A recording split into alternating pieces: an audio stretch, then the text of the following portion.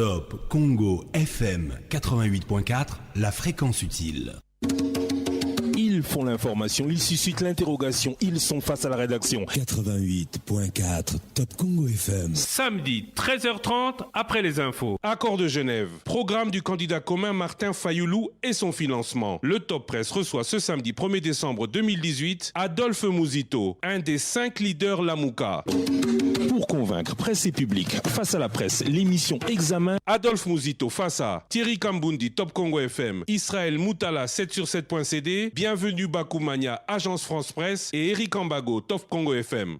Le Top Presse avec Christian Loussakweno. Le Top Presse en rediffusion dimanche, 19h30. Chers auditeurs, chers téléspectateurs, bonjour et bienvenue dans ce magazine, le Top Presse. Un Top Presse en direct, un Top Presse qui, pour la première fois, est effectué dans le grand studio de votre radio, ici à Kinshasa, le studio Maître Kaï. Accord de Genève, il en sera question. Programme du candidat commun Martin Fayoulou, il en sera aussi question avec notre invité, le Top Presse qui reçoit ce samedi 1er décembre 2018, Adolphe Mouzito. Monsieur Mouzito, bonjour. Bonjour. Pour vous interroger, bienvenue Bakoumania de l'agence France Presse, Eric Ambago de Top Congo FM, Israël Moutala de 7sur7.cd ainsi que Thierry Kambundi de Top Congo FM. Vous êtes ancien Premier ministre, vous avez occupé la fonction de 2009 à 2012. Vous êtes aujourd'hui le président d'une plateforme Nouvel Élan. Vous êtes membre de l'opposition. Vous êtes même l'un des 7 signataires de l'accord de Genève. Il a fait couler beaucoup de bruit, il a fait couler beaucoup d'encre. Alors je voudrais, d'entrée de jeu, qu'on en parle. Que s'est-il passé? Comment expliquez-vous le fait qu'après avoir signé à 7, vous vous retrouviez aujourd'hui à 5? Est-ce que ceux qui étaient les favoris, ou le fait que ces favoris aient été exclus dès le premier tour, n'est pas la preuve que le mode de désignation était biaisé? Bien, d'abord il faut corriger. C'est que les 2 qui étaient favoris, ou supposés favoris, n'ont pas été exclus. Ils se sont eux-mêmes exclus et je vais l'expliquer. Ce n'est pas que le mode de désignation n'était pas favori. Nous avions envisagé 3 étapes, probablement. La première étape, c'était que les 4 qui étaient validés par opposition à ceux qui ne l'étaient pas, c'est-à-dire Katumbi, Mouzito et Jean-Pierre Bemba, que le 7, c'est-à-dire Kamere, Tshisekedi, Matungulu et Fayoulou, devaient les 4 s'entendre pour faire 2 concessions mutuelles pour qu'un d'entre eux soit désigné consensuellement donc par l'équipe des 4. Ils ont tenté cette première approche, ça n'a pas donné. Ils n'ont pas pu se mettre d'accord, ils n'ont pas pu renoncer l'un ou l'autre en faveur de celui qui aurait pu se dégager comme candidat commun. Il était prévu qu'à la seconde étape, on procède par vote. Vote au premier degré, ensuite éventuellement vote au second degré. Ou vote au premier tour, éventuellement vote au second tour. Le premier tour était que chacun avait 2 voix. Ils étaient 6, chacun avait 2 voix, c'est-à-dire 8 voix. Kamere avait 2 voix, Tshisekedi avait 2 voix, Matungulu ainsi que Fayoulou. Il devait voter pour chacun, se voter lui-même éventuellement, et voter les seconds. Et qu'est-ce qui s'est passé? C'est que Tshisekedi a voté pour lui-même. Et il a voté pour Fayoulou. Non, on connaît l'histoire, on sait que chacun n'a pas voté. Je ne m'adresse pas à vous, je m'adresse à l'opinion qui veut bien savoir. Laissez-moi expliquer, c'est bon. Tu peux être en avance en tant que journaliste, dans la connaissance du dossier. Tshisekedi a voté pour lui-même et il a voté pour Fayoulou, pour la 2e voie. Kamere a voté pour lui-même et il a voté pour Matungulu, 2e voie. Matungulu a voté pour lui-même et il a voté pour Fayoulou. Fayoulou a voté pour lui-même et il a voté pour Matungulu. De sorte que Kamere avait une seule voix, la sienne propre, la seconde l'ayant donnée à Matungulu. Tshisekedi s'est retrouvé avec une voix, la sienne propre, la seconde l'ayant donnée à Fayoulou. Et Fayoulou s'est retrouvé avec sa propre voix, la voix de Matungulu et la voix de Tshisekedi. Matungulu s'est retrouvé avec sa propre voix, la voix qui lui est venue de Kamere et la voix qui lui est venue de Fayoulou. Donc, Il s'est retrouvé que Kamere n'ayant qu'une seule voix, Matungulu n'ayant qu'une seule voix, plutôt Tshisekedi n'ayant qu'une seule voix, les deux ont été éliminés. On s'est retrouvé devant deux candidats. Et ce sont ces deux candidats qui ont fait l'objet du vote de la part des trois qui sont venus et qui se sont associés aux quatre pour qu'on vote. C'est au second tour que finalement, chacun de nous n'avait que deux choix, c'est-à-dire Matungulu ou Fayulu. Ma question était, est-ce que ce choix n'était pas biaisé dans le sens où, faire voter deux favoris avec le même poids en termes de voix que leurs outsiders, c'est déjà donner un handicap à ces favoris. Certains se sont même plaints avant le vote que des manœuvres se sont faites sur leur personne à l'égard de l'autre favori. Cette démarche n'est-elle pas biaisée dans le sens où, résultat des courses, aucun des favoris n'est sorti? Très bien. Mais d'abord, première chose, à supposer que la voix, et cette voix ait été mauvaise. Mais le principe, c'est que nous l'avons acceptée tous, y compris les deux concernés. Ça, c'est la première chose. La deuxième chose, il se trouve curieusement et paradoxalement que, puisque Kamer a beaucoup insisté sur le fait que nous nous étions mis d'accord sur le principe et les critères qui devaient tenir compte du niveau, entre autres, de représentation nationale de chaque candidat, du poids politique de chaque candidat, ce qui est déjà difficile à établir. Mais qu'à cela ne tienne, mais qu'est-ce qui peut justifier le fait que Kamer est conscient qu'il est fort et qu'en face de lui, il y a Tshisekedi aussi qui est supposé être fort, que Kamer se soit voté puisque c'est considéré comme fort, mais qu'au lieu de voter l'autre, son vis-à-vis qui était supposé être fort conformément aux critères sur lesquels il était assis et sur lesquels il revient souvent, et à raison d'ailleurs, au lieu de voter Tshisekedi, parce que si aujourd'hui vous demandez par exemple à Messi, le grand joueur de Barcelone, de choisir le meilleur, vous lui donnez deux voix, choisir le meilleur du football planétaire, il va d'abord se voter, et après il va voter probablement Cristiano. Au regard de attendez, non, mais au regard de ces moi, critères. je ne m'adresse pas à vous, je m'adresse au peuple. C'est très important. S'il vous plaît, c'est très important. S'il vous plaît. Kamer a voté pour lui-même et contre Tshisekedi en votant Matungulu. Alors qu'il savait qu'il est le meilleur et qu'en face de lui, il y avait Tshisekedi. Il n'a pas voté pour Tshisekedi. Tshisekedi a voté pour lui-même. Et au lieu de voter Kamer qui est supposé être son vis-à-vis, l'un des favoris, il a voté pour celui qui était supposé ne pas être favori. Qui ont sabordé le principe même et le critère qui voulait qu'on retienne les meilleurs. Eux tous, puisque ni Matungulu ni Fayulu n'a voté pour les deux autres favoris. favoris. Il y avait une espèce de solidarité. Matungulu se sachant faible, entre guillemets, et avec Fayulu se sentant plus ou moins fort, ils se sont soutenus. Mais les autres qui étaient censés être solidaires du principe du poids politique n'ont pas respecté le poids politique. Ils se sont suicidés et ils ont tué le principe qui voulait que finalement chacun respecte l'idée selon laquelle il vaut mieux voter les favoris que voter le faible. C'est eux qui ont fait que finalement les faibles ont été éliminés au profit de ce qui était réellement ou supposé faible. Vous acceptez des faibles ce que vous refusez aux forts. Voilà, et ceci a été appliqué par ceux qui aujourd'hui se plaignent, et prenant le peuple pour la rusée. Aujourd'hui, après ce système de vote, vous pensez que le meilleur, je parle en termes de meilleur, pas en termes de résultat du vote, le meilleur des candidats communs, c'était Martin Fayulu? C'est lui qui, de ce point de vue-là, d'après eux-mêmes qui ont choisi finalement. Je vous pose la question pensez-vous que c'était le meilleur? C'est pas à moi de répondre à la question parce que je n'ai pas participé à ces votes du premier tour. J'ai participé au vote du second tour où je n'avais que Matungulu et Fayulu. Et nous avons choisi entre les deux, supposé faible, supposé ou réellement faible, on avait le choix que de deux. Thierry Kamboudi, Top Congo FM. Monsieur Mouzito, aujourd'hui nous en sommes aux conséquences du vote que vous avez opéré à Genève. Alors, à quoi aurait servi alors Pretoria et toutes les rencontres qui étaient censées fixer un critérium pour la désignation objective d'un candidat commun si vous ne vous êtes pas mis d'accord déjà pour que l'un des quatre se désiste et que vous êtes passé au vote? À quoi auront servi toutes ces rencontres? Oui, mais d'abord les services, les critères que nous avons fixés à Pretoria voulait que nous ayons ces critères comme référence au moment du vote ou au moment du consensus. Le consensus, on ne l'a pas obtenu. Les votes, on l'a obtenu, mais il se trouve que ceux qui étaient porteurs de ces principes que nous avons désignés l'ont sabordé. Et au premier tour.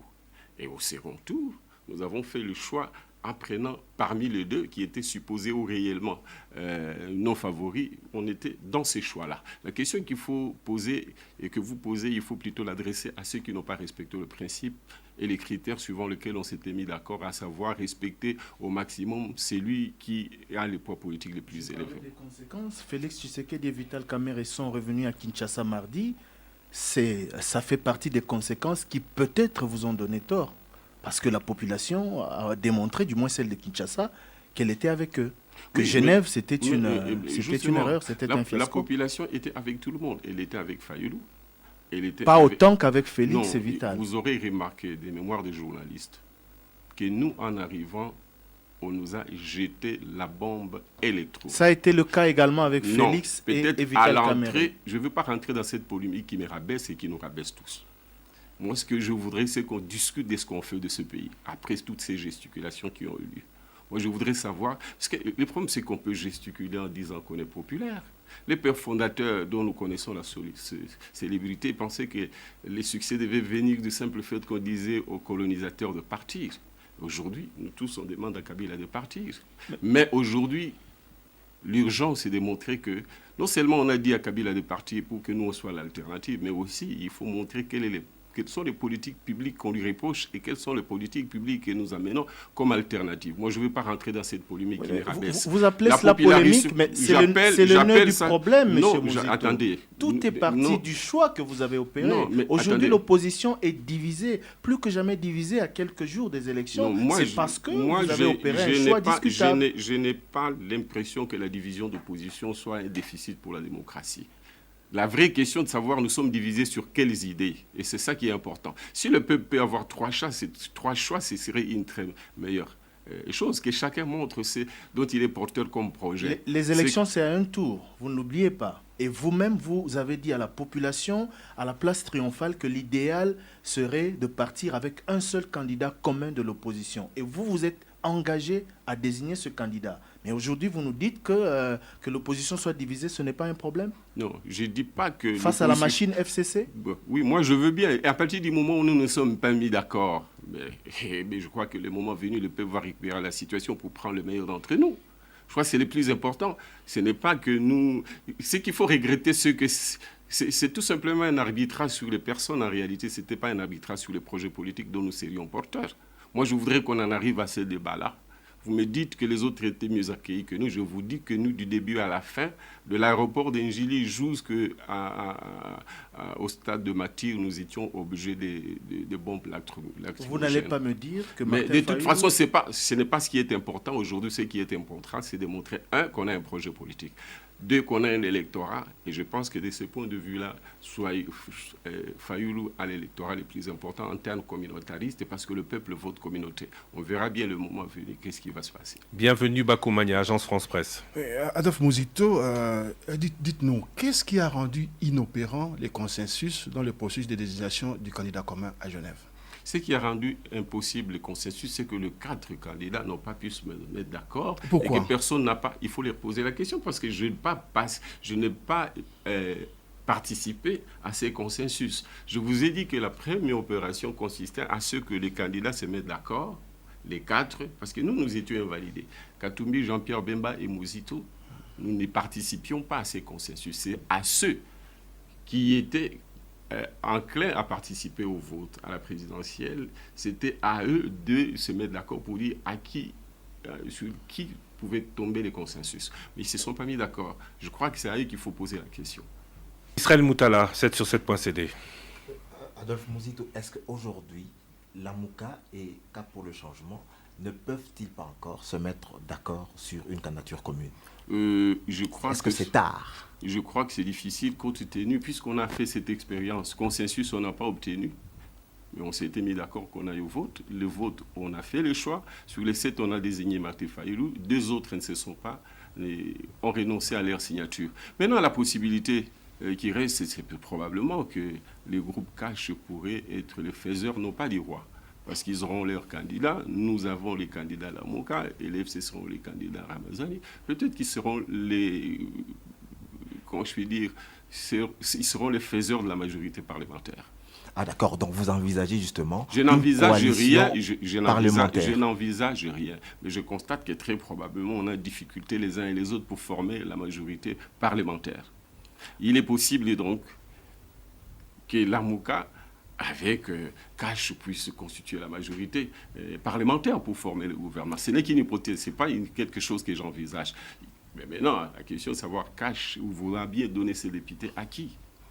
Est-ce que c'est à l'Amouka? Est-ce que c'est au FCC? C'est à partir de ces moments-là, au regard des résultats des urnes au niveau des législatives, que nous pourrons examiner la possibilité de travailler ensemble.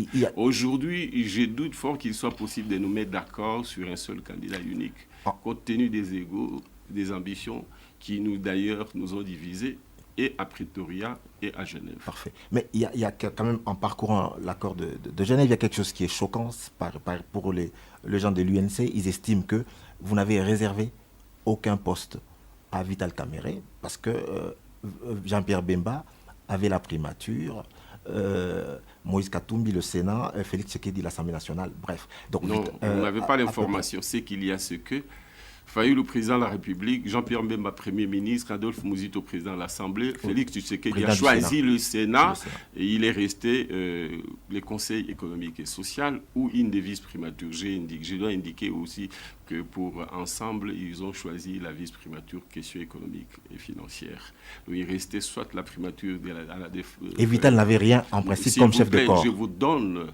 Oui, mais chef de corps, le conseil économique, c'est un chef de corps. Non, mais c'est une institution pour rien, pour du beurre.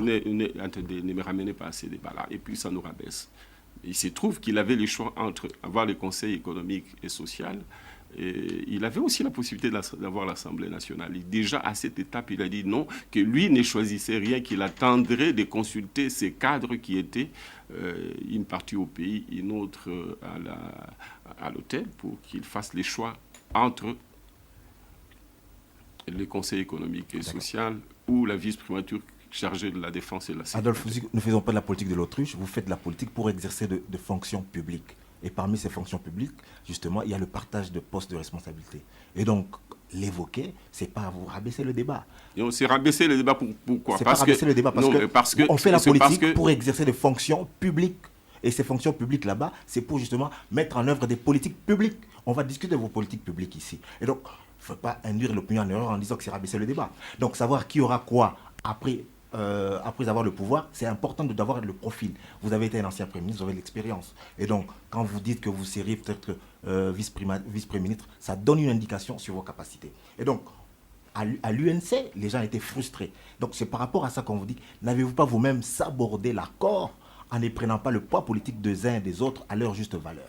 Je suis en train de vous dire ceci. Le partage tel qu'il était fait, poser la question à Kamerhe quand il avait le choix de prendre l'Assemblée nationale. D'ailleurs, je sais qu'il avait le choix de prendre l'Assemblée nationale. Il a choisi le Sénat. Kamerhe, au moment où il devait faire le choix, il a dit, bon, moi, je veux consulter d'abord la base. Ça, c'est longtemps, avant même qu'on m'attribue la présidence du bureau de l'Assemblée nationale. Poser la question, il voulait dire. En fait, il était déjà dans le scénario où les choses telles qu'elles se sont faites ne l'ont pas satisfait et c'est tout à fait légitime de sa part. Voilà. Donc, il a fait le choix de ne pas prendre un poste ou un autre. Ouais. Autre reproche qui vous est fait, parce que vous parlez ici que le vote sera communautaire, c'est que le vote qui s'est porté justement sur Fayoulou était un vote communautaire. Qu'est-ce que vous répondez à ce reproche? Non, pourquoi communautaire? Parce que si vous m'écartez, moi qui n'ai pas participé au vote du premier tour qui a fait que Tshisekedi soit éliminé, je ne sais pas si ce vote qui a éliminé Tshisekedi était communautaire. Si vous ne m'accordez pas à ce niveau, vous ne m'interrogez pas là-dessus, je ne crois pas que le vote de Fayoulou ait été communautaire parce que moi, en ce qui concerne, je n'ai pas contribué à ce qu'il émerge au second tour. Donc moi, j'avais le choix entre deux personnes de Bandundu. Alors la communauté, tu la ramènes à quel niveau en ce qui me concerne? Tu comprends? Donc il y a eu deux forts et des faibles, entre guillemets, c'était ça les clivages. Les faibles ont été solidaires entre eux et les forts se sont canardés parce qu'ils n'ont pas voulu respecter ce principe qui est sous-jacent à ce que vous dites, c'est-à-dire qu'il faut choisir les meilleurs possibles. Tshisekedi n'a pas cru en Kamere, il n'a pas choisi, il n'occultait pas cet aspect du débat. Et Kamere n'a pas cru en Tshisekedi et il n'a pas voté pour lui, il a voté pour celui qui était supposé faible. Alors, qui ont mangé ces mêmes principes sur lesquels ils étaient assis? Il ne faut pas se dérober. De manière stratégique, n'aviez-vous pas intérêt justement à faire en sorte qu'un candidat fort émerge pour porter votre projet? Mais qui Parce devait qu'aujourd'hui, le projet porté par un candidat, selon vos propres termes aussi, faible, qui se sont coalisés, et c'est ce qui fragilise même justement le succès de votre projet. S'il était porté aujourd'hui, par exemple, par Kamere ou par Félix Tshisekedi, il aurait encore plus de force, plus d'ancrage. Laissez-moi vous dire une chose. C'est que déjà, pendant les discussions, nous tous, finalement, et je dis bien nous tous, l'histoire rendra compte, on était plus ou moins en train de supplier Tshisekedi. Parce que du point de vue de l'ancrage du peuple, ne nous cachons pas les vérités, il était plus ou moins mieux positionné, tout le monde était unanime là-dessus. Deuxièmement, du point de vue de sa clientèle politique, il a une clientèle beaucoup plus engagée, plus virulente, je dirais même assez religieuse. Malheureusement, Tshisekedi n'était pas, et il nous le disait, c'était un garçon correct, il nous a dit qu'il ne peut pas porter les projets qui consistent à lutter contre la machine jusqu'au bout. Et parce que, d'expérience de son parti, il n'était pas possible qu'il n'aille pas aux élections. Si Kabila maintenait la machine à voter, il serait obligé d'aller aux élections. Pourquoi? Parce que la notion du boycott, dans ce parti, on en a l'expérience. Il s'est passé donc, par exemple, nous disait-il, qu'en 2006, ils ont demandé les boycotts d'abord de la Constitution. Le peuple est allé voter pour la Constitution. D'abord voter, ensuite pour la Constitution. Ensuite, ils ont demandé qu'on n'aille pas aux élections. Le peuple est allé aux élections et ils se sont retrouvés dans une situation où finalement c'était un peu comme un reniement du peuple. En 2011, même chose, ils sont quand même allés aux élections. Pour eux, il y avait fraude. Et c'est probable qu'il y avait fraude. Mais il se trouve qu'ils ont demandé à leurs militants élus de ne pas siéger à une assemblée dont l'électorat n'était pas représentatif. Mais leurs députés sont allés. Ils se posent la question, cette fois-ci, comment ils peuvent demander au peuple de ne pas aller aux élections et espérer que le peuple va aller. Voilà ce qu'ils disaient. De sorte que, d'ailleurs, c'est un accident qui avait que finalement, c'est lui qui portait les projets du rejet de la machine et du rejet du fichier corrompu. Soit c'est lui qui est sorti. Je sais qu'il n'était pas avec nous sur ces combats et il nous l'a dit. Et il était correct, on a discuté longtemps. Il disait, oui, on peut aller jusqu'à contester la machine à voter, mais nous devons avoir des garanties que le pouvoir va nous obéir. Il faut avoir une stratégie. Je n'ai pas l'impression qu'on a une stratégie qui soit cohérente pour qu'on arrive au résultat. Donc, de sorte qu'en fait, en termes de ce combat-là, il n'était pas l'homme de la situation et il était d'accord avec nous et il le disait. Mais nous voulions que ce soit lui. Si Tshisekedi avait voté pour Kamere au premier tour, après avoir voté pour lui-même. Si Kamere avait voté pour lui-même et voté pour Tshisekedi en ce que les deux croyaient en la force de l'un et l'autre, nous aurions été dans une position où Tshisekedi aurait deux voix, la sienne, celle de Kamere. Kamere aurait eu sa propre voix et celle de Kamere. Et chacun aurait deux voix. À partir de ce moment-là, on serait arrivé à un blocage qui nous aurait obligés de rentrer dans les tractations pour prendre le meilleur, encore le meilleur. Il faut positionner cela correctement par rapport aux enjeux qui étaient les nôtres. Des tractations qui n'avaient pas réussi à aboutir, raison pour laquelle vous étiez passé au vote. Voilà. Alors, 3 petites questions avant de clôturer ce dossier Genève. Comment est-ce que vous expliquez l'implication de 3 non-candidats ? Est-ce que ces 3 non-candidats... 3 non-candidats 3 non-candidats, Adolphe Muzito, Jean-Pierre Bemba et Moïse Katumbi. Est-ce que les 4 candidats ne pouvaient pas s'autodéterminer seuls sans vous? Il se trouve malheureusement ou heureusement qu'ils se sont autodéterminés et ils se sont entrebouffés, de sorte que nous sommes intervenus cette fois-là à la limite pour que finalement on choisisse parmi les 2 qui étaient sortis au premier tour. Pourquoi est-ce que vous êtes intervenu au deuxième tour? Mais parce que la procédure que nous avons convenue ensemble était celle-là. Est-ce que le fait que vous interveniez ne gâche pas tout le reste? C'est les choses qui sont gâches, parce que par rapport à votre hypothèse de travail, l'idéal aurait été que ce soit Tshisekedi ou Kamere, ils ne se sont pas reconnus ces qualités respectivement. Ensuite, ils ont fait le choix, ça s'est traduit dans le fait que nous n'avions plus que 2 choix. Et nous sommes intervenus par rapport à l'essentiel et à la préoccupation qui semble émerger ici, c'était que les jeux s'est gâché à partir du moment où les deux n'ont pas respecté le principe et les critères sur lesquels ils étaient assis. Mais vous dites vous-même que cela faisait votre affaire, puisque si cela avait été Félix Tshisekedi, il n'aurait pas milité contre la machine à voter. Oui, mais c'est dommage, mais en fait, c'est ça qu'il nous disait. Mais nous n'avons rien fait pour que ce ne soit pas lui. C'est lui et Kamere qui ont fait le choix qui s'écartent. Ne vous entêtez pas par rapport à l'évidence. On ne s'entête pas. Je ne sais pas si vous êtes en train d'exprimer vos sentiments ou vous êtes dans les raisonnements. Moi, je pense que vous êtes suffisamment intelligent pour comprendre que si on en est arrivé à l'élimination, ce sont les deux qui se sont éliminés. Et parce qu'ils ont violé le principe qui voulait qu'on choisisse par rapport aux principes et aux critères que nous avions arrêtés ensemble. Nous avons l'intelligence assez, je crois, éveillée, en tout cas, je parle des autres, peut-être pas de moi, pour comprendre que cela faisait quand même votre affaire. Aujourd'hui, vous dites pas de rapprochement possible entre Lamouka et Cash. Non. Sauf peut-être à l'horizon élections législatives, formation d'une future majorité parlementaire. Ma question est la suivante. Si la coalition Lamouka se retrouve en position de former une coalition parlementaire avec le FCC, ira-t-elle? Non, je ne crois pas. La dynamique, moi, bon, c'est pas souhaitable, mais c'est la situation de résultats des urnes. On parle des résultats qu'on ne connaît pas. Oui, ils peuvent nous contraindre, mais je crois qu'il est possible. Nous avons un adversaire commun dont nous connaissons le politique public et que nous récusons. Une personne qui, pour avoir longtemps discuté ensemble sur nos politiques publiques, nous 7, il y a beaucoup d'espace de convergence. Mais attention, je n'ai pas dit que comment je puis dire, je n'ai pas exprimé un vœu quand j'ai dit que le rapprochement entre Lamouka et Cash est difficile. Je constate les faits et le parcours qu'on a eu ensemble et que le fait qu'il y ait deux candidats qui aujourd'hui ont l'ambition de briguer les suffrages du peuple. J'aurais aimé que ce soit possible, mais on n'en est plus là. Mais la perspective qui nous reste, c'est que nous puissions former un gouvernement ensemble, pourquoi pas. Donc impossible, vous fermez la porte pour une coalition éventuelle entre Lamouka et FCC demain? Oui, je n'exprime pas un vœu, mais pour Lamouka et Cash... Non, je reviens sur Lamouka et FCC. Tout dépendra des suffrages. Nous allons parler des politiques publiques. Moi, je ne vois pas comment nous nous mettrons d'accord avec le FCC pour gouverner ensemble. D'abord, c'est des gens qui parlent du souverainisme alors que le pays... du repli sur soi alors que le pays a besoin de l'ouverture pour se construire. C'est des gens qui ont fermé la porte aux institutions de Bretton Woods alors que le pays a besoin de mobiliser les sources à l'extérieur qui passent par la caution, par les réformes appliquées sous l'égide de l'FMI et de la Banque mondiale. J'ai dit FMI et Banque mondiale pas pour qu'ils viennent nous dicter ce que nous devons faire, mais pour qu'ils puissent nous coacher, y compris pour qu'ils puissent servir de caution pour la mobilisation des ressources sur le marché financier. Vous parlez de politique publique, moi je vous parle de suffrage exprimé.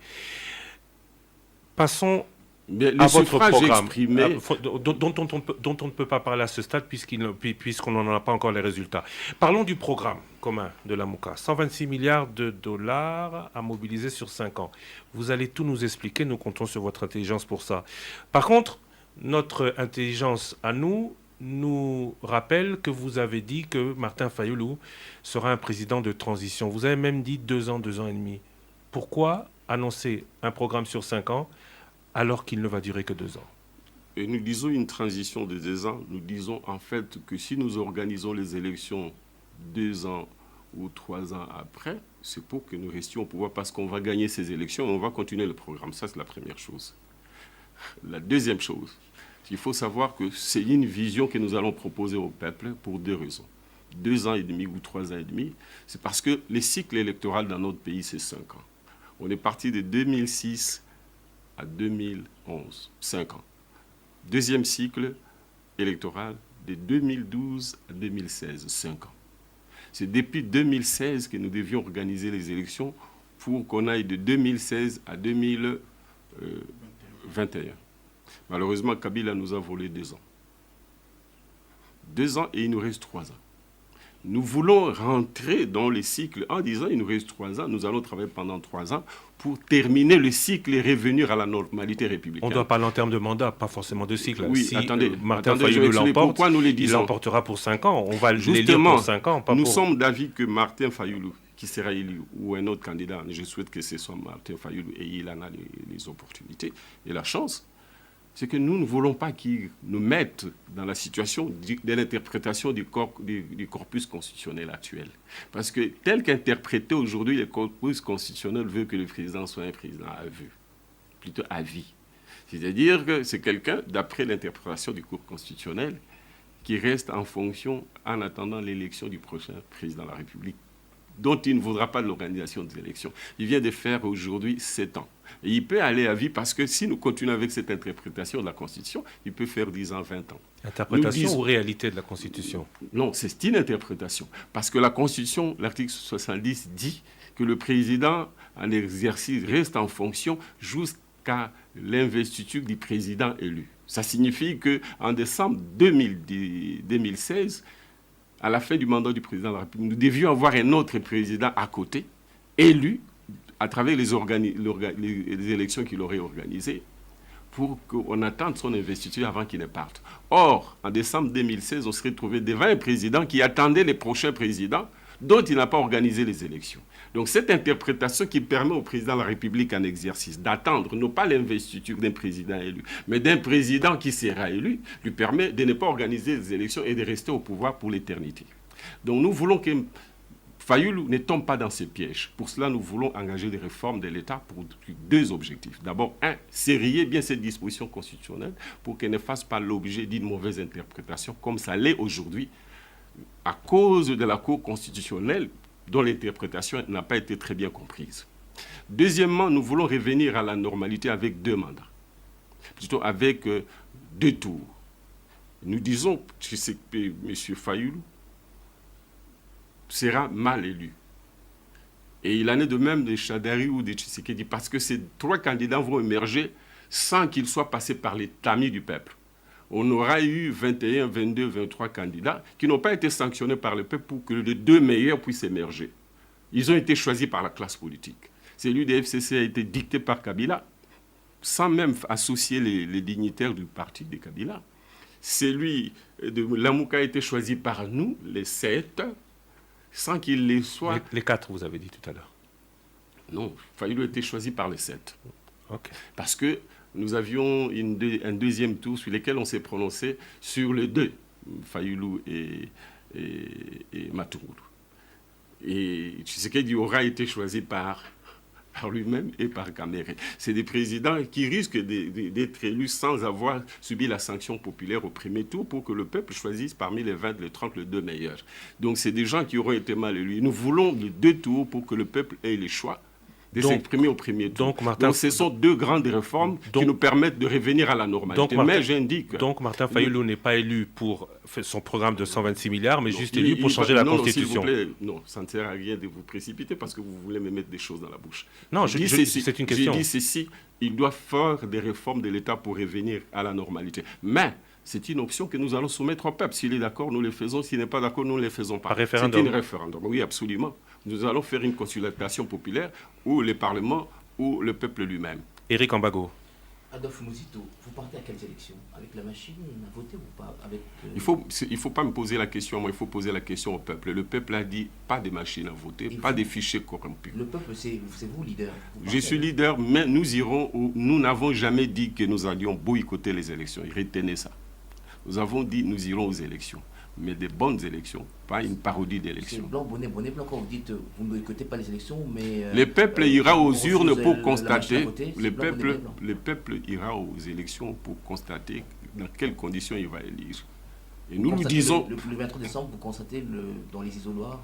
Voilà. Est-ce qu'il y a le bulletin papier ou pas? Première chose. Deuxième chose, ne demandez pas à nous qui faisons pression avec le peuple qu'on retire une machine électorale qui est interdite par la Constitution et la loi électorale, qui combattons les fichiers corrompus, qui faisons pression. Vous voulez nous demander de soutenir cette machine et de battre campagne pour elle.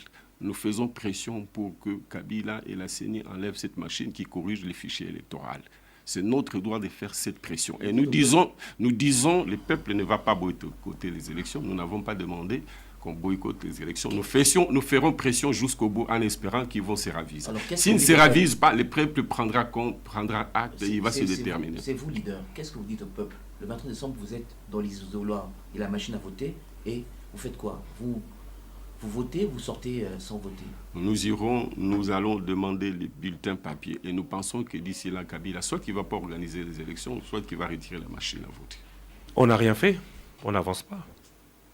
Qui n'avance pas? Celui qui demande un bulletin papier là où il n'y en a pas. Je suis convaincu, avant cela, Kabila se sera révisé pour retirer la machine à voter. Et s'il ne le fait pas? S'il ne le fait pas, le peuple va lui donner sa position. Comment? Poser la question au peuple. Il va se déterminer et il se détermine déjà en disant qu'il dit non à la machine à voter. Et si au 23 décembre, le peuple ne s'est pas exprimé et que la machine est encore là? Si la machine est encore là, mais cette machine-là, nous n'en voulons pas et le peuple a dit qu'il n'en veut pas. Vous ne voterez pas? Nous ne voterons pas avec cette machine-là. Nous demanderons les bulletins de vote. Thierry Kambundi, Top Congo FM. Adolphe Muzito, vous ne trouvez pas que cette confusion que vous créez dans le chef de la population nuit même à la stratégie même de la Mouka? Aller aux élections sans la machine à voter, alors que vous savez, et la CENI l'a rappelé maintes fois, qu'on ne peut pas organiser des élections le 23 décembre sans la machine à voter. La machine sera là. La machine est en train d'être déployée dans les 80 000 bureaux de vote. Mais vous vous dites, allez aux élections sans la machine à voter, allez constater, allez exiger un bulletin pour écrire avec un stylo. Vous ne trouvez pas que ça Qu'est-ce que vous attendez ça joue de moi? contre la Mouka? Qu'est-ce que vous attendez de moi et de la Mouka? Un discours réaliste. Non, un discours réaliste qui consiste à dire que la machine qui est anticonstitutionnelle, qui est illégale, que vous voulez que nous battions campagne pour cette machine-là, nous serons dans l'illégalité. Cette machine dont vous savez que le peuple dit d'elle que c'est une machine à tricher, vous voulez que nous battions campagne pour elle? Vous voulez que nous disions au peuple allez voter à n'importe quelle condition, malgré les fichiers corrompus? Nous faisons pression jusqu'à la dernière minute. Ce peuple dont vous parlez, vous l'avez consulté où? Il est vrai que certains se sont prononcés contre la machine à voter, mais lorsque vous vous appropriez ce peuple pour dire le peuple s'est prononcé contre la machine, le peuple nous a dit, vous l'avez consulté où? Mais c'est lui qui a mis la machine à voter, qui est illégale. Il a consulté le peuple où?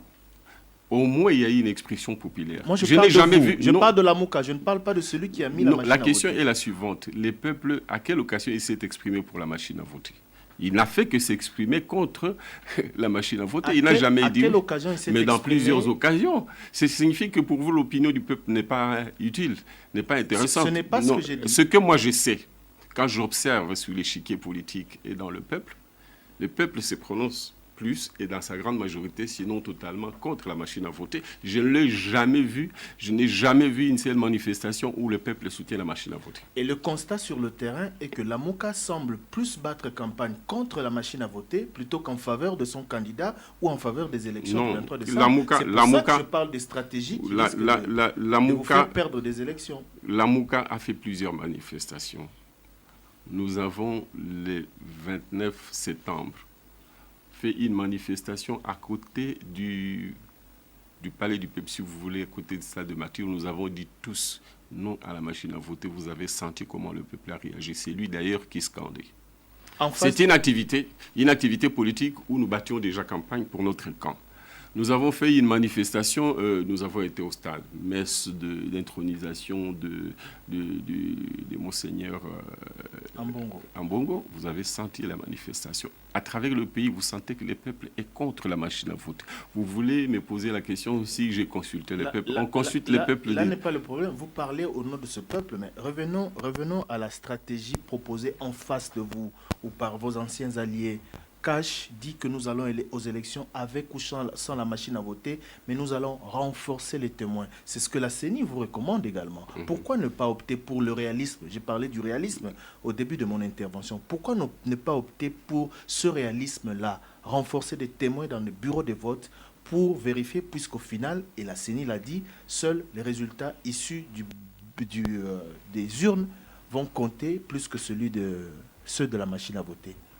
Vous me demandez de faire le réalisme et obtenir en tant que responsable que le peuple suive la machine à voter dont nous avons dit tous, Cash comme Nouvel-Élan, plutôt comme la Mouka, qu'elle était illégale parce qu'interdite par la loi électorale. Oui, mais Cash propose autre chose par rapport à vous. Il semble être plus réaliste. Il est réaliste, mais il va en violation de la loi électorale. Mais nous maintenons le principe et la pression que la machine, on doit l'extirper. Les fichiers aussi, on doit les corriger.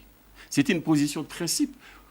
Vous devez vous habituer aux principes et aux gens qui veulent maintenir le principe. Nous ne pouvons pas nous dédire, alors que nous savons que cette loi, plutôt cette machine, est illégale, mais aussi elle est inefficace en ce qu'elle ne pourra pas, pour cela, transmettre le voix et refléter les suffrages du peuple correctement. Pas de boycott. On va au bureau de vote le 23 décembre pour constater qu'il n'y a pas la machine à voter. S'il n'y a pas la machine, que le peuple s'assume. Oui, c'est une position de principe. Non, mais vous devez comprendre que nous maintenons la pression jusqu'au bout. Et nous pensons que le pouvoir va retirer cette machine qui est illégale et va corriger les fichiers électoraux. Elle semble plus cosmétique que réaliste, cette pression. Ben, de ton point de vue, et tu as les droits en tant que journaliste, mais aussi en tant que Congolais. Moi, je constate. Je constate parce que la CENI continue à déployer cette machine. La CENI dit que sans la machine, il n'y aura pas élection le 23 décembre. Tout semble aller dans le sens des élections avec la machine à voter. Mais vous dites, nous allons maintenir la pression jusqu'au bout. J'ai l'impression que vous savez très bien que la machine aujourd'hui ne sera pas retirée, mais puisque vous êtes déjà fixé cette ligne, vous y allez jusqu'au bout, mais au final, vous ne dites rien clairement à la population. Vous savez que jusqu'ici, en tant que politicien, je suis en train de me battre pour obtenir que les élections soient transparentes, mais vous êtes d'un avis contraire, parce que moi, je tiens au principe, et j'ai pris cette position, je la maintiens jusqu'au bout. La MOCA maintiendra ses principes jusqu'au bout. 2006, moi, je voulais bien que, en tant que, je voudrais bien qu'en tant que journaliste, comme corps intermédiaire, comme contre-pouvoir, que vous constatiez l'illégalité de la machine, que vous constatiez l'irrégularité du fichier électoral, et qu'en tant que citoyen, vous vous engagez sur ces combats. J'ai l'impression que vous faites un combat contre, que c'est votre droit. Mais vous êtes quand même engagé. Oui, vous avez payé la caution. nous avons payé la caution, nous avons présenté les candidats, la situation étant que pour nous, nous devions faire pression et obtenir que le pouvoir puisse renoncer à la machine. Comme le pouvoir tient à des objectifs cachés, veut cette machine à voter, nous menons le combat. Si vous n'êtes pas dans ce camp en tant que citoyen, c'est votre responsabilité. Non, mais oui, c'est ça, vous êtes partie prenante parce que vous prenez position des fiscs en tant que citoyen. Peut-être pas comme journaliste. Pour parler de la machine à voter, la loi électorale, entre parenthèses, je vais vous renvoyer à la lecture de cette loi électorale qui n'interdit pas la machine à voter, même si le calendrier, électoral ne prévoit pas cette machine à voter. Christian, je suis venu parler du programme de J'y arrive. J'ai l'impression que vous me ramenez sur la polémique qui m'oppose. Attendez, il y a une chose qu'il faut devez comprendre. Nous sommes en train de lutter contre une dictature, la dictature de Mobutu, plutôt de M. Kabila. Nous sommes en train de lutter, nous, la MOCA, contre la dictature de Mobutu. Alors vous me ramenez sur le terrain de la compétition politique comme si nous avions en face un pouvoir politique démocratique face auquel nous faisons. Alors vous me ramenez sur cette polémique et vous ne me donnez pas l'occasion de décliner le programme du gouvernement. Monsieur Mouzito, nous y arrivons. Nous sommes à une demi-heure de l'émission. Ne me ramenez pas sur la polémique de la machine à voter. Nous y arrivons. Ça n'intéresse pas. Nous y arrivons, mais respectez-nous aussi, nous, en tant que journalistes, qui profitons de votre présence très rare sur les médias locaux pour avoir le maximum d'informations à ce sujet. Et ça, je pense que vous n'allez pas revenir sur cela. 126 milliards, on disait donc, 126 milliards de dollars. C'est plus que les 100 milliards de Moïse Katumbi. C'est plus que tous les programmes annoncés jusqu'ici par tous les candidats à la MOCA. Alors moi, je voudrais savoir comment vous avez pu, en mixant 5 programmes, obtenir plus que ce qu'aucun d'entre vous n'a réussi à obtenir jusqu'ici. Oui, parce que d'abord, sur les 126 milliards, il y a 80 milliards des ressources budgétaires de l'État congolais. Et 46 milliards qui sont les ressources que nous comptons mobiliser, non pas en tant qu'État, mais dans le cadre du secteur privé au profit de l'économie congolaise. Donc il s'agit de 80 milliards comme effort de l'État, effort de mobilisation. 46 milliards qui sont des investissements ou des ressources qu'on va mobiliser dans le cadre du secteur privé. Donc n'ayez pas peur du chiffre des 126 milliards de dollars. Il faut plutôt regarder les 80 milliards, comment nous allons les mobiliser. Parce que ça relève de la pression fiscale, ça relève du PIB ou de la production nationale, dans quelle proportion ces deux agrégats vont évoluer. Alors, j'indique en passant, sur les 80 milliards de dollars, qui sont les ressources publiques, il y a 20 milliards qui viendront de l'emprunt direct de l'État à charge du trésor public auprès du système financier national, mais surtout international. De telle sorte que, finalement, les ressources propres de l'État, c'est 60 milliards de dollars. C'est-à-dire que c'est une agrégation d'environ 12 milliards sur 5 ans. Voilà, par an. En partant du principe qu'on est qu'à 5 milliards maintenant. On est à 5 milliards et nous pensons que, contrairement à ce que certains candidats avaient eu comme projection, nous voulons partir effectivement de ces 5 milliards de prévisions actuellement. 5 milliards 2019. 2018. 5 milliards 2018. Votre premier projet commencera en début janvier, il sera de 5 milliards. Vous ne pourrez pas prévoir un argent pour l'année suivante qui sera énormément plus important que l'actuel. Je vois votre question, elle est pertinente. Il faut savoir qu'on va nous léguer un budget voté par les FCC, d'accord, qui sont en contradiction parce que leurs prévisions sortent du cadrage pluriannuel des 3 prochaines années. Ils sont à 5 milliards fois 3. Et fois 5, c'est 25 milliards, mais ils ont fait un budget de 51 milliards de dollars, ce qui dépasse les prévisions en ressources internes. Ça, c'est une Revenons à vos 60 milliards sur Non, d'abord, vous dites que nous allons hériter de 5 milliards. Je suis d'accord pour 2019. Mais seulement, nous disons, nous allons refaire le budget pour le faire voter par la majorité qui sera la nôtre, et nous allons le porter à 8 milliards. 8 milliards la première année. 8 milliards 2019.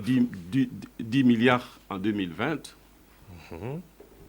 12 milliards en 2021, 14 en 2022 et 16 en 2023. Vous allez multiplier le budget par 2 en 5 ans. Nous allons multiplier le budget actuel de 5 milliards. Non, vous allez multiplier, une fois que vous êtes au pouvoir, le budget par 2 en 5 ans. Vous passez de 8 milliards en 2019 à 16 milliards en 2020. Voilà, on multiplie par 2 le budget en 5 ans. Nous l'avons fait entre 2007 et 2012. En passant d'un budget, on a même quadruplé, en passant d'un budget de 850 millions de dollars à un budget de 3 milliards et demi que nous avons laissé quand nous partions début 2016. Et vous allez multiplier comment cette fois-ci? Très bien. D'abord, avec l'hypothèse de croissance. Nous voulons que la croissance, c'est une croissance voulue, mais pas subie. Nous allons faire une croissance qui va partir, si vous voulez, de 7% à 14%. Nous sommes déjà minimalistes par rapport à ce qui ont proposé une croissance annuelle de 25% pendant tous les quinquennats. De 7 à 14% sur 5 ans. Sur 5 ans. C'est une évolution qui part de 7, 8, 9 jusqu'à 14. Et la pression fiscale qui aujourd'hui est en dessous des 10, nous voulons l'augmenter à 20% en partant progressivement depuis l'année 2019. C'est-à-dire, nous ferons une pression fiscale de 15% la première année. C'est largement en deçà de la moyenne africaine. Et nous allons évoluer à la fin du quinquennat jusqu'à 20% de pression fiscale. Sur un PIB qui, lui, va augmenter de 50 milliards, qui est le niveau actuel de 2018, à un PIB de 80%. Ce n'est pas un doublement, mais plutôt c'est un accroissement de 60%. C'est déjà minimaliste. Et vous faites augmenter ce PIB comment? Nous le faisons augmenter par des réformes, parce que nous, on va travailler avec les FMI et la Banque mondiale. Nous allons engager beaucoup de réformes. Et comme on a un plan de construction de routes, plan de construction de chemins de fer, de construction de ports et aéroports, qui seront financés à hauteur de 22 milliards de dollars, nous pensons créer une intégration géographique et économique qui permettra, si vous voulez, de booster les secteurs agricoles et d'augmenter les échanges entre provinces, parce que nos provinces aujourd'hui sont enclavées à cause de l'absence et des routes d'intérêt national, mais surtout des routes des cercles agricoles. Je vous indique en passant. Vous allez surtout booster le domaine du BTP, parce que si on part du principe que vous avez le FMI, que le FMI vous donne 20 milliards, que vous développez... Non, ce n'est pas le FMI qui nous donne 20 milliards. Les 20 milliards viendront du marché financier international. Grâce à la caution du FMI qui indiquera le fait que nous sommes dans la bonne gouvernance, FMI et Banque mondiale, et qu'on peut nous prêter l'argent. Et cet accroissement, vous le reposez sur ces routes, sur ces chemins de fer, sur toutes ces infrastructures nouvellement construites, qui ne le seront peut-être pas pour la plupart.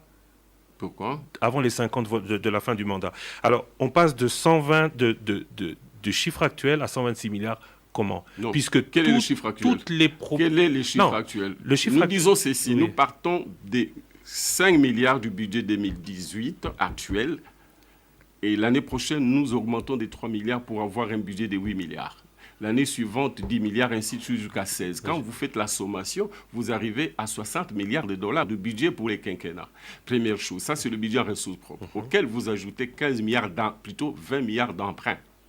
Oui, les 20, tout ça on l'a bien compris, mais vous avez surtout tablé sur l'augmentation du PIB. Alors moi je me demande comment est-ce que vous augmentez ce produit intérieur brut, alors que semble-t-il tout repose sur un accroissement des infrastructures et une production qui ne pourra pas avoir démarré puisque ces infrastructures ne seront pas encore en place. Non, d'abord je vous indique en passant qu'il y a un taux de croissance minimal qui ne dépend malheureusement ou curieusement pas encore des infrastructures. Donc nous pouvions passer, puisque nous avons atteint un niveau de taux de croissance à 2 chiffres à un moment donné, je crois en 2015, sans qu'il y ait infrastructure. Si en plus nous finançons les infrastructures, nous aménageons les routes d'intérêt national, d'intérêt local, donc nous pouvons passer d'un taux de croissance de 7% que nous envisageons pour 2018, plutôt 2019, à un taux de croissance de 14%. Et passer d'un PIB de 50 milliards à un PIB de 80 milliards de dollars, soit un accroissement de 30%. Je vous indique en passant qu'entre 2007 et 2012, nous avons fait un accroissement du PIB qui a été le triple. C'était partir de rien à un peu. Oui, rien. À l'époque, on n'avait rien. Aujourd'hui, on a un peu.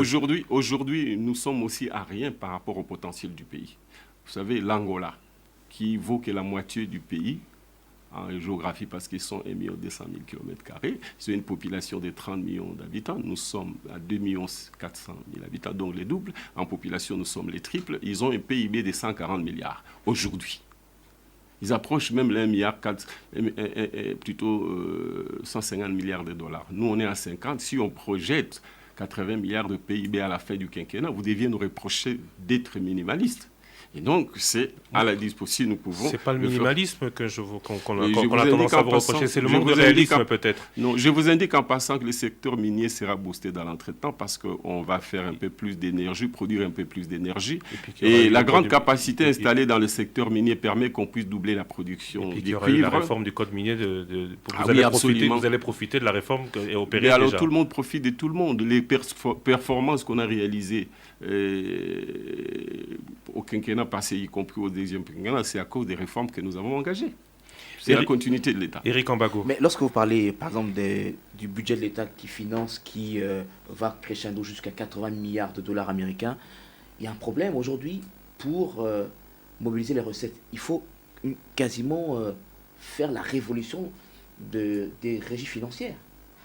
Oui, moi j'ai l'impression que vous mélangez deux choses différentes. Dans les circonstances actuelles, il est impossible qu'on puisse atteindre ces chiffres. Il faut une révolution au niveau des régies financières. Oui, bon, j'ai l'impression que vous avez parlé du PIB. Si nous sommes d'accord sur le PIB et si nous sommes d'accord sur la pression fiscale, qui est l'expression de l'efficience fiscale de notre administration, que les choses soient à notre portée. Je suis d'accord avec vous pour dire les réformes, les régies financières ont besoin d'être assainies. Oui, c'est le rôle du gouvernement, d'une part. D'autre part, au-delà des problèmes des régies financières, il y a les problèmes des dirigeants politiques. Vous connaissez le fait qu'il y a dans ce pays, dans les domaines douaniers, des autorités politiques qui parrainent des hommes d'affaires qui ont des volumes importants d'importation mais qui ne payent pas la douane. Vous connaissez des hauts magistrats, des hauts, les généraux et autres, les familles, etc., qui ne payent pas l'impôt. Et l'administration, oui, c'est un processus. C'est pourquoi... C'est pas en 5 ans que vous allez pouvoir... Non, quand j'ai dit... C'est un processus, mais j'ai dit ceci, que nous irons crescendo en commençant avec 8 milliards de dollars de PIB, et pour arriver, si vous voulez, à 16 milliards de dollars. Et là encore, notre niveau de pression fiscale est très faible et en dessous de la moyenne africaine. Quand nous disons 15%, les autres sont à 30%, les Angolais sont à 30%. Même chose avec les Ivoiriens. Nous disons 15% jusqu'à 20%. Nous sommes une économie qui doit être relancée, justement. D'où l'essence des réformes que nous allons engager, d'où l'essence du partenariat avec les institutions de Bretton Woods qui vont nous soutenir, nous coacher, nous faire des propositions et nous accompagner. Aujourd'hui, la RDC doit être plutôt attractive pour lever des fonds sur le marché international. Oui. Qu'est-ce que vous avez planifié à ce sujet ? Non, et justement, c'est le budget de 20 milliards dont je vous ai parlé. Parce que j'ai dit les budgets en ressources propres vont se chiffrer de manière cumulée à la fin 2023 à 16 milliards de dollars. Et donc, les cumuls total, ce sera 60 milliards de dollars, plus de 20 milliards de dollars, qui sont en dessous de notre capacité d'endettement. Nous pourrons alors mobiliser les ressources en termes d'emprunt, si vous voulez, certifier nos gisements miniers. Nous avons plus ou moins 2000 milliards des gisements ou des minéraux de fer, si nous faisons la certification, des 1000 milliards. Même chose les secteurs miniers avec le cuivre au niveau du cuivre et du cobalt, c'est plus ou moins 1000 milliards dans le Katanga. Tout et donc, c'est toujours pensé dans le temps, c'est pas en 5 ans. Oui, justement, c'est pourquoi j'ai dit, c'est à travers les 5 prochaines années qu'on va cumulativement mobiliser les 20 milliards de dollars. Aujourd'hui, c'est plutôt les emprunts obligataires qui vous permettront de voir le budget revu à la hausse. Ce sont les emprunts obligataires. Je ne sais pas, mettons-nous d'accord. J'ai dit le budget en ressources propres, c'est 60 milliards de dollars. Ça, c'est la fiscalité. Exact. Mais j'ai dit 20 milliards de dollars que nous pouvons mobiliser en 5 ans. En partant des 3 milliards chaque année, plus ou moins 3 milliards, 4 milliards, 5 ans, nous pouvons mobiliser 20 milliards de dollars. Je voudrais savoir si votre question est de savoir si nous avons une capacité d'endettement et de remboursement, ou la question, quelle est véritablement... Aujourd'hui, la question, c'est de savoir, aujourd'hui, il faut plus d'argent levé des fonds sur le marché international pour financer l'économie congolaise. Sur le marché international, les eurobonds que l'on doit mobiliser, que l'on doit attirer pour financer les infrastructures, tout ce que vous avez comme travaux pour relancer l'économie congolaise. C'est cette capacité que la RDC doit prouver sur le plan international. Mais justement, nous disons la même chose. Il faut que peut-être que je clarifie. Nous disons la même chose. Nous disons que les ressources propres du gouvernement en termes fiscaux, c'est 60 milliards de dollars.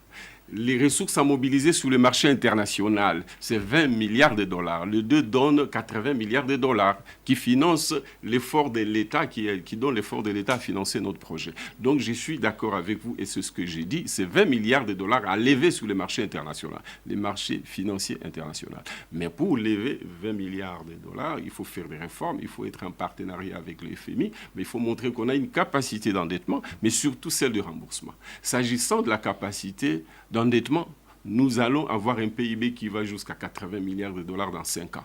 Même en considérant le PIB actuel de 50 milliards de dollars, si vous vous endettez à hauteur de 20 milliards de dollars, en prenant le PIB d'aujourd'hui comme référence, 20 milliards de dollars, nouvelle dette, à laquelle il faut ajouter les 6 milliards qui représentent la dette aujourd'hui, ça fait 26 milliards. 26 milliards comparé à notre PIB de 50 milliards, nous sommes en dessous de 50%. Et 50%, c'est le taux d'endettement moyen africain.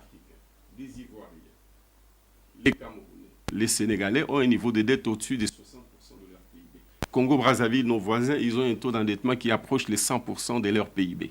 Et nous, aujourd'hui, en nous endettant à hauteur de 20 milliards plus les 6 milliards existants, comparé au prochain PIB dans les 3 années qui viennent, nous serons autour de 32%. Donc, en dessous de notre capacité d'endettement, mais aussi en dessous de notre capacité à faire face au service de la dette, qui aujourd'hui est à 200 millions de dollars par année, et nous pourrions passer à 1 milliard, 1 milliard 200 comme service de la dette, comparé au budget qui sera de 16 milliards, nous serons dans les ratios du service de la dette, qui veut qu'on soit en dessous des 15% et nous serons en dessous des 10% par rapport au budget de l'État. Donc, nous avons une grande capacité d'endettement pour porter notre budget de 60 milliards de ressources propres pendant 5 ans et auquel il faut ajouter 20 milliards de dollars d'endettement, ce qui va nous donner 80 milliards. À ces 80 milliards, il faut ajouter 46 milliards qui sont des ressources que nous attendrons du secteur privé. Bienvenue Bakoumania, Agence France Presse. Adolphe Muzito, la grande inquiétude pour les Congolais, c'est de se dire que si on va sur la voie de l'endettement, nous risquons de ne pas avoir les capacités de remboursement et de tomber dans l'insoutenabilité de la dette. Est-ce que dans ce que vous proposez, vous avez des garanties que notre endettement pourrait être soutenable? Bien, la dette est soutenable pour autant que vous endettez à des conditions financières qui ne soient pas prohibitives. C'est-à-dire que vous vous endettez sur un horizon qui vous permet de l'amortir. C'est-à-dire que si nous voulons nous endetter, c'est de crédits à rembourser à moyen terme, pas à court terme. C'est-à-dire que sur 15 ans, 20 ans, 30 ans. Et à des taux préférentiels. À des taux préférentiels, c'est-à-dire à des conditions de 5-7%. Première chose. Deuxième chose, ça dépend de la qualité de la dette. Ça, c'est les conditions financières. Mais ensuite, à quoi vous affectez cette dette? Quels sont les projets en termes de bénéfices? Est-ce que le projet rémunère? Le projet lui-même générait plus d'intérêt en termes de taux de rentabilité comparé au coût de l'argent, c'est-à-dire au taux d'intérêt. Deuxième élément. Mais aussi, il peut considérer qu'au-delà de la rentabilité financière, est-ce que le projet a des effets induits? C'est le cas de projets en rapport avec le financement des infrastructures, mais aussi de l'énergie électrique. Donc, si les projets que nous finançons en termes d'infrastructures, aussi bien infrastructures de communication que les infrastructures hydroélectriques, comme le cas des Inga, des Kakobo, les autres, permettent de booster l'économie, nous aurons un PIB qui va augmenter, le budget aussi. Et le budget aura une capacité de remboursement en termes de service de la dette. C'est ce qui fait que si cette nouvelle dette de 20 milliards implique un service de la dette qui va approcher 1 milliard de dollars et que notre budget venait à monter jusqu'à 10 milliards, 15 milliards, nous aurons la capacité de faire face à ces services de la dette. Parce que la dette, quand vous l'empruntez, vous ne la payez pas du coup, vous la payez sur 20 ans, 30 ans. Donc les conditions auxquelles nous allons nous endetter, conditions financières, mais aussi les projets auxquels nous allons destiner cette dette déterminent notre capacité de remboursement. Et qu'aujourd'hui, si nous augmentons notre service de la dette, parce que c'était autour de 500 milliards à mon époque, aujourd'hui nous sommes à plus ou moins 200 millions, et le Congo a une dette qui représente 12% de son PIB. Nous étions un pays pauvre, très endetté.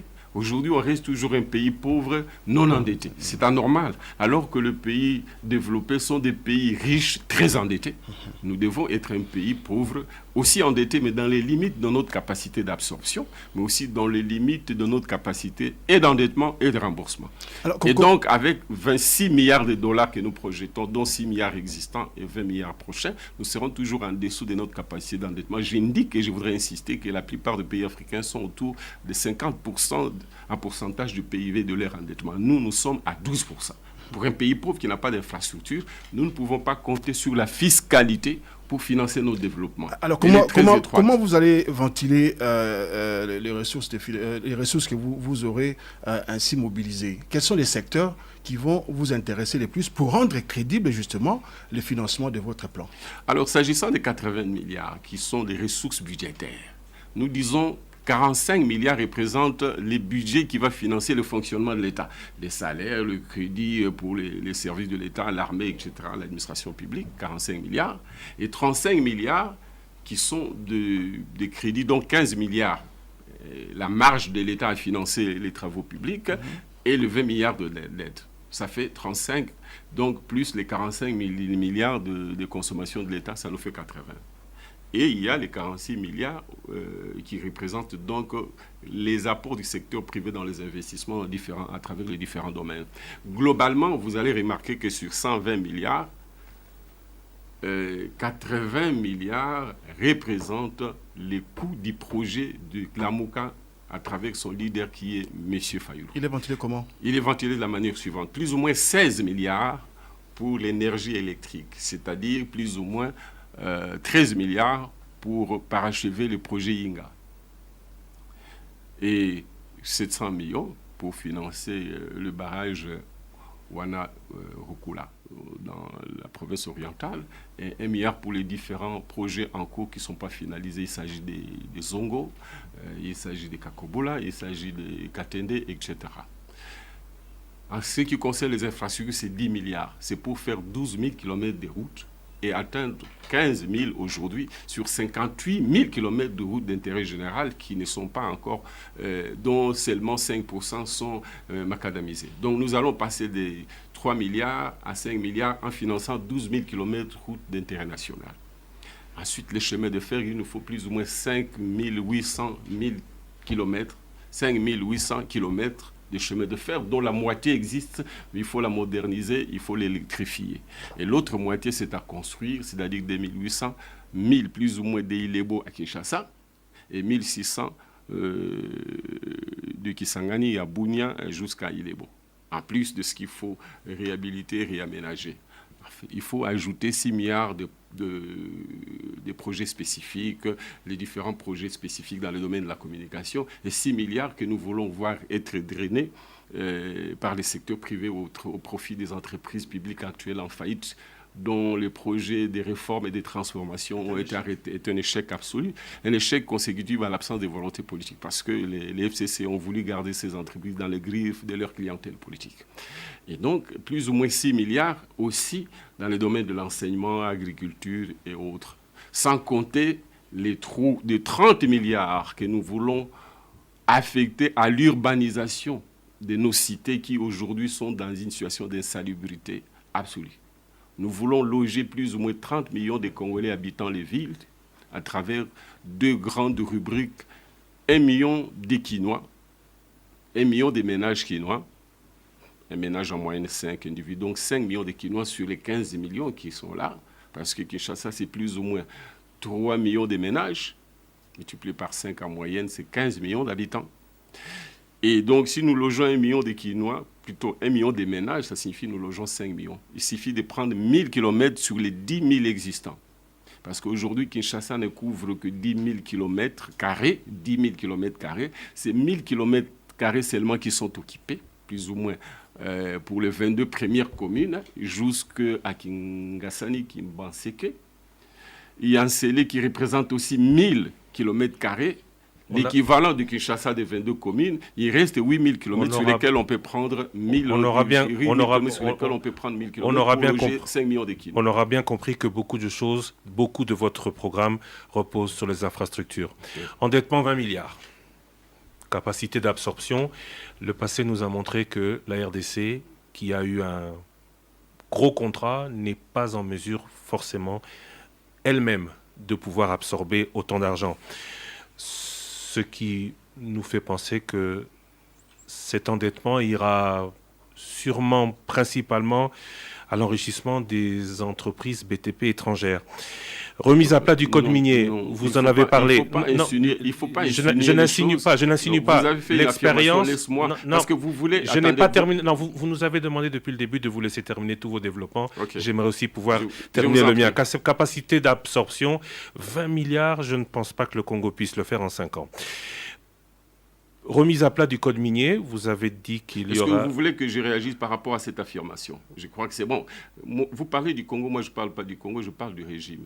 Il y a le régime qui n'a pas pu mobiliser 3 milliards sur les sites. Non, je parle de capacité d'absorption. Si le régime n'a pas réussi à mobiliser 3 milliards, on sait que de ces 3 milliards, la moitié n'a même pas encore été utilisée aujourd'hui. Alors, je voudrais savoir en capacité... Non, attendez, très bien, mais il faut poser la question. Oui, ma question est la suivante. Profitable à qui? Est-ce que la capacité congolaise, aujourd'hui, nous permet d'absorber ces 20 milliards de dollars? Je parle de capacité congolaise. Christian, laissez-moi faire la différence entre la capacité du pays en termes de besoins et la capacité d'un pouvoir politique à mobiliser les ressources, à les utiliser physiquement dans l'exécution de projets. C'est 2 choses différentes. Le pays a besoin de 50 000 km² de route. Le pays a besoin de plus ou moins 6 000 km de chemin de fer. Le pays a besoin de 16 milliards Le pays, pour financer, s'il vous plaît. Le pays a besoin de projets pour que ces routes servent à quelque chose. On a vu en 2006, vous étiez Premier ministre, vous avez construit des routes, nous avons eu de belles routes, nous avons eu même, jusque chez vous à Kikwit, une très belle route, aucun projet depuis autour. Alors, c'est bien de parler d'endettement pour ces infrastructures. C'est aussi surtout de poser la question, ça va profiter à qui? À nous, sûrement, on aura de belles routes. Mais quels sont les projets qui viennent autour? Vous avez parlé de milliards. Nous vous avons écouté, nous vous avons laissé développer. Par contre, ce pourquoi nous aurions voulu vous entendre plus, Monsieur Mosito, vous avez donné un chiffre, 6 milliards sur les 80 milliards. 6 sur 80 pour l'éducation. Pour que notre capacité... Si, vous avez parlé de 6 milliards sur 80. Vous venez de le dire. Vous avez terminé par ça. C'est pour ça que je le soulève. L'endettement... 6 milliards pour l'éducation. 6 milliards sur l'éducation sur 5 ans. C'est ce que vous avez dit. Vous avez parlé de 6 milliards sur 80. Je l'ai noté, c'est là. Si vous avez dit 6 milliards sur 80 milliards. Éducation, agriculture, etc. 6 milliards. 6 milliards, éducation, agriculture, etc. Sur 80. Oui. 6 milliards sur 80. On va vouloir emprunter de l'argent. C'est pas éducation seulement. On a un manque. On a un manque d'éducation, on a un manque de formation. Cet argent ne va pas profiter à la RDC. Alors pourquoi aux Congolais? Peut-être à la RDC, mais sûrement à une élite, une autre, ce qui va encore plus créer la fracture sociale que vous condamnez aujourd'hui. Alors ma question sociale... Vous commencez par une affirmation qui est discutable. Parce que vous vous référez à ces régimes où vous parlez de la RDC. On parle d'expérience. Non, ne parlons pas de Adolphe Mosito, Premier ministre de 2009 à 2012. comme si M. Adolphe Mouzito a observé le régime précédent et n'a été à aucun moment n'est à aucun moment responsable de ce qui a été fait. Doubler les effectifs de l'enseignement et j'ai augmenté le nombre de payés, c'est-à-dire on payait plus ou moins 250 000 enseignants et je commençais à payer 400 000 enseignants, tout en ayant quadruplé leur salaire. On a commencé à construire des écoles, tout en étant en train de payer la dette, tout en n'ayant pas le budget d'aujourd'hui. Parce que moi, j'ai commencé avec un budget, à cette époque, comme ministre du budget, de 850 millions de dollars à plus ou moins 3 milliards. Mais entre les deux, j'étais autour de 2 milliards, 2 milliards 500. Donc cet effort a été fait. On a stabilisé la monnaie. Il ne faut pas me dire que je n'ai rien fait pour le domaine de l'enseignement. Je n'ai pas dit que vous n'avez rien fait, je vous parle de vos projections. Oui. Je vous parle de vos projections. Je vous parle du projet Lamouka, là. Oui. Je ne vous parle pas de vous. Oui, mais je suis revenu sur votre passé parce que vous parlez de ce qui s'est passé ces 10 dernières années comme si vous n'avez été à aucun moment Premier ministre, qui a plus de pouvoir que le président de la République, constitutionnellement. Si vous me dites que vous n'avez pas été capable de le faire, c'est que vous avez été complice de ceux que vous condamnez aujourd'hui. Parce que le Premier ministre, constitutionnellement, il a beaucoup plus de pouvoir que le président. Alors je me pose la question, comment est-ce que vous allez appliquer tout ça, avec toutes les imperfections que l'on peut constater ça et là, demain, alors qu'hier, Premier ministre, vous dites que vous n'avez pas pu parce qu'il y avait un régime que vous avez qualifié dans cette maison, dans cette émission, de dictatorial. Non, très bien. Moi, je crois qu'il ne faut pas qu'on fasse l'amalgame, à moins que ce soit moi qui ne vous comprenne pas. Moi, j'ai été Premier ministre. Vous dites que je n'ai pas fait les choses. Je ne sais pas ce que vous voulez dire. J'ai été Premier ministre de 2009 à 2012. Début de 2003 ans et demi. Je suis en train de vous dire que j'ai pu mobiliser le crédit à hauteur de 6 milliards de dollars. Alors, vous dites que je n'ai pas fait. Moi, je dis que j'ai fait. Avant cela, j'ai appliquer une transparence et une gestion qui ont permis que nous puissions obtenir l'annulation de la dette qui est passée de 14 milliards à 5 milliards avec une annulation des 9 milliards de dollars. C'est ce qui a permis au pays d'être en capacité de soutènement de la dette. C'est ce qui a permis que nous mobilisions les 6 milliards, dont 3 milliards au profit des secteurs miniers et 3 milliards pour les infrastructures. Et quand nous avons obtenu cet argent, d'abord l'annulation de la dette et la signature de ces contrats de crédit, c'était la fin de mon mandat. Mais que maintenant, on n'ait pas mobilisé ces 3 milliards, qu'on n'ait mobilisé que le tiers ou le quart, je n'ai pas de responsabilité en tant que chef du gouvernement. Mettons-nous d'accord. Donc, pour les règles, je crois qu'il y a un peu d'amalgame. Enfin, non, pas d'amalgame, les choses sont claires. Oui. Donc, en d'autres termes, aujourd'hui, dans le cadre de la MOCA, M. Fayoulou et tous ceux qui les soutiennent, qui seront avec lui dans les institutions, nous avons capacité aujourd'hui, grâce à l'annulation de la dette, de nous endetter à hauteur de 20 milliards. Je suis en train de vous dire que le Congo est en capacité de mobiliser 20 milliards parce que le ratio est d'absorber. Par les Congolais eux-mêmes. D'abord, j'ai voulu vous indiquer la différence entre l'absorption du pays en termes de besoins et l'absorption en termes de gestion, réalisation, de mobilisation des ressources, parce que vous pouvez... La mobilisation est une chose. Moi, je parle de réalisation. 20 milliards, on ne va pas les avoir pour avoir les 20 milliards dans la poche. On va avoir les 20 milliards pour faire quelque chose, pour faire des routes. 20 milliards sur 5 ans. C'est un réflexe des pauvres ou des sous-pauvres. Oui. Vous appartenez mais à un nous pays le sommes. pauvre. Attendez, je vous les concède. Mais je dis que les besoins, c'est 58 milliards de dollars pour les infrastructures routières. Les besoins, c'est 16 milliards pour l'énergie électrique, dont nous avons les besoins et qu'on peut absorber. Mais maintenant, la capacité de mobiliser, c'est d'avoir cet argent, de l'utiliser. Ça, c'est notre paire de manches. Moi, maintenant, je vous dis que nous pouvons être en mesure de construire les Congos simultanément à travers le pays parce que les routes, les tracés sont là, les études sont là. Il s'agit pour nous de construire 12 000 kilomètres de routes et les besoins sont là. De construire 2800 km de chemin de fer et de réhabiliter 2800 km de chemin de fer. Les besoins sont là. Israël Moutala, sur 7.cd. Adolphe Mouzito, votre projet est trop beau pour être vrai. On ne peut pas passer de 4,5 milliards de dollars de budget à 8 milliards. C'est presque un accroissement de 90% du budget en termes de ressources internes. Donc, parce que vous avez dit tout à l'heure qu'il y a des réformes que vous devez mettre en œuvre. Vous savez très bien que les réformes elles-mêmes d'abord ont un coût et ensuite elles prennent du temps. C'est-à-dire quand vous arrivez aux affaires en janvier, le temps de trouver les ressources pour mettre en œuvre les réformes et le temps que ces réformes prennent pour arriver à 8 milliards, c'est impossible. Vous en convenez avec moi. Et deuxième bémol, c'est que nous sommes une économie de rente. Et donc, toutes vos prévisions ici se basent sur un cuivre haut. Il suffit que sur les marchés internationaux, que le cuivre tousse à la baisse et que toutes vos prévisions ici s'effondrent comme un château de cartes. Très bien. Je suis d'accord avec vous que les réformes, il faut les engager, mais il faut qu'elles atteignent un niveau de maturité. Je vous donne l'information suivante. En 2007, quand nous arrivons, nous trouvions un budget pour l'exercice précédent, c'est-à-dire 2006, de 850 000 $. À l'exercice suivant, on a fait un budget du double et qu'on a exécuté. C'est les chocs politiques. Sachez que nous avons été minimalistes, y compris par rapport à ceux qui disaient qu'il y a un coulage de 15 milliards chaque année. Nous disons que si l'administration collecte 5 milliards, et c'est ce que nous disent d'ailleurs les fonctionnaires, si les services de l'État, les services fiscaux de l'État aujourd'hui collectent 4-5 milliards de $, c'est plus ou moins la moitié de ce qu'ils pouvaient collecter. Et que pour l'exercice suivant, avec un choc politique qui consiste à faire que ceux qui aujourd'hui ne payent pas l'impôt parce qu'ils sont au pouvoir, parce qu'ils sont de telle ou telle famille, parce qu'ils ont la couverture des hommes politiques, il s'agit des opérateurs économiques dont vous connaissez la nature, parce qu'ils sont des généraux et parce qu'ils sont des hauts magistrats, ils vont payer l'impôt désormais. Et que par conséquent, nous pouvons passer, non pas de 5 milliards à 10 milliards, on a été modeste. Vous connaissez, on a toujours parlé du coulage. Nous disons qu'on peut passer de 5 milliards à 8 milliards. C'est une projection assez réaliste. La MOUCA... Et parce que, justement, la pression fiscale, qui est d'ailleurs très modeste, sera de...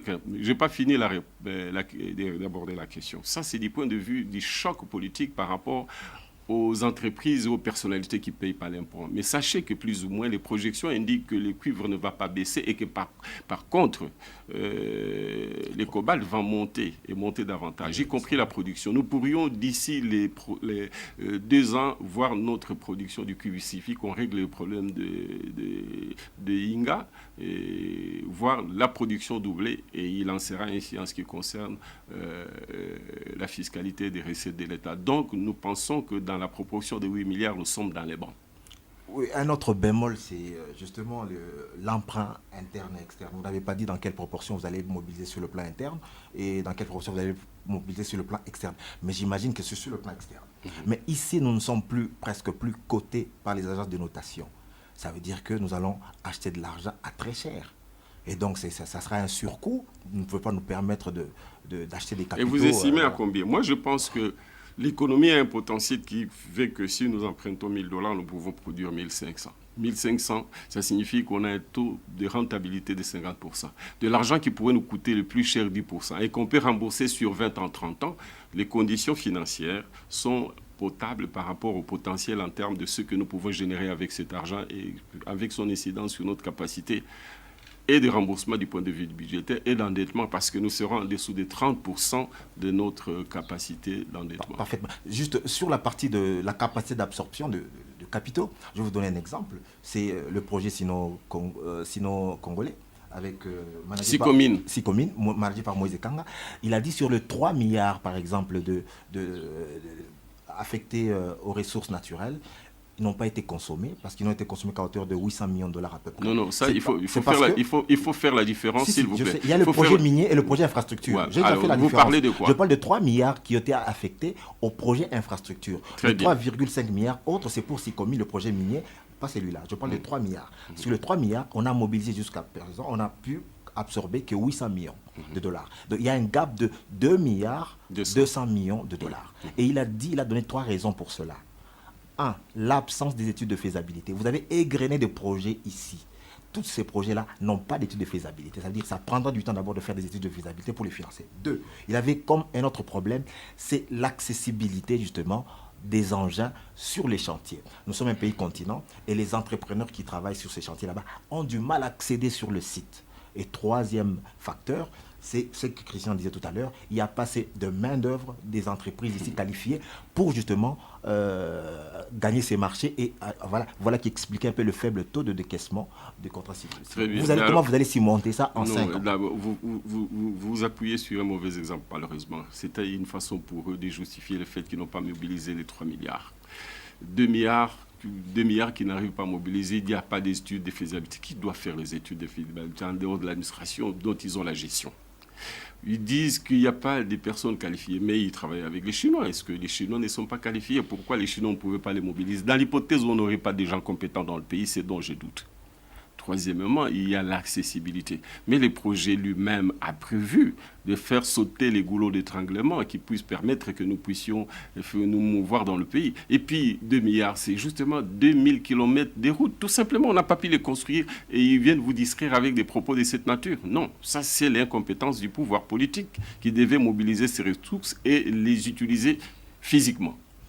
Alors, juste une dernière préoccupation, c'est la corruption. Que répondez-vous aux gens qui disent que l'AMUCA lutter contre la corruption, c'est comme si c'est l'hôpital qui se moquait de la charité? Oui, mais ce qu'ils disent, c'est leur opinion. Moi, j'ai dit, nous allons travailler en toute transparence comme on a su le faire entre 2007 et 2012, ce qui nous a permis d'avoir, comme jamais dans l'histoire du pays... Il y a beaucoup d'hommes d'affaires dans la MOUCA qui n'ont pas une réputation d'être des hommes d'affaires très bien. Moi, assez respectueux de la morale. Oui. Moi, je vous dis, nous allons travailler en toute transparence. C'est ce qui nous a permis de faire des performances entre 2007 et 2012, des performances que personne ne conteste. Nous avons réussi à avoir des revues concluantes des institutions de Bretton Woods. Nous avons eu des décaissements de ressources aussi bien au profit de la balance des paiements qu'au profit du budget de l'État. Et c'est le schéma. C'est pourquoi nous, on ne veut pas faire le repli sur soi de notre pays et travailler avec le système financier international qui ne peut mobiliser les ressources au profit de votre pays que si vous travaillez et vous faites des réformes sous leur accompagnement. Et, vous avez parlé d'un taux de croissance à 2 chiffres.